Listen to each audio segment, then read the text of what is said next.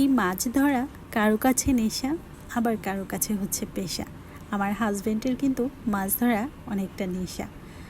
চারদিকে যখন রোদ অনেকটা বেশি হয়ে যায়, ভাদ্র মাসে তো রোদ অনেকটাই বেশি ওঠে, তখন এই যে ধান ক্ষেতের পাশে যে ছোট জায়গাগুলোতে থাকে বা যেখানে মাছেরা একটু পানি পায়, সেই পানির মধ্যে কিন্তু মাছগুলো এসে জমা হয়।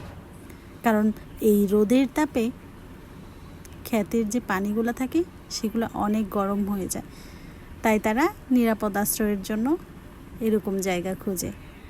আর আমরা যখন এই দিক দিয়ে যাচ্ছিলাম, দেখলাম এখানে অনেক মাছ, তাই তো রেডি হয়ে গেলাম এখানে মাছ মারতে।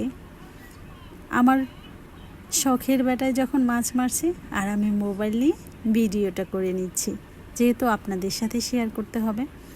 স্ক্রিনে দেখেন, আমি কিন্তু খুব ভালো করে দেখাতে চেষ্টা করছি। আপনারা দেখতে পাচ্ছেন কিনা জানি না, মাছগুলো কিন্তু টুপটুপ করছে। কি আর করার, আমি শুধু দেখেই যাচ্ছি আর ভিডিও করে যাচ্ছি। এই জায়গাটাতে আমার হাজব্যান্ড একটু গর্ত করে রেখেছিল, যাতে মাছেরা এখানে এসে জমা হতে পারে। এদিকে দেখেন, পানি যখন ছেঁচা শুরু হয়ে গেছে, মাছগুলো কিন্তু ছোটাছুটি করছে চারদিকে। ছোট্ট ছোট্ট মাছ, অনেকটা পোকার মতো দেখতে গেলেও কিন্তু এগুলো মাছ। মাছ খেতে না ভালো লাগলেও আমি কিন্তু মাছ ধরতে খুবই ভালোবাসি। আর একটা কথা কি জানেন, লোক লজ্জার ভয়ে আমি বলতে পারি না, মাছ ধরতেও আমার ভালো লাগে, সত্যি কথা। এটা যদি আমার শ্বশুর বাড়ি না হয় বাপের বাড়ি হতো না, তাহলে আমি কিন্তু ঠিকই এখানে নেমে পড়তাম মাছ মারার জন্য। তো যাই হোক, এখন সেটা বলে তো আর লাভ নাই। আবার অনেকে দেখবে, দেখে বলবে যে অমুকের বউ মাছ ধরছে, কিন্তু এটা তো আমার নেশা রে ভাই, এটা তো আমি কি বলবো। তো যাই হোক, আলহামদুলিল্লাহ আজকে কিন্তু অনেকগুলা মাছ পেয়েছিলাম।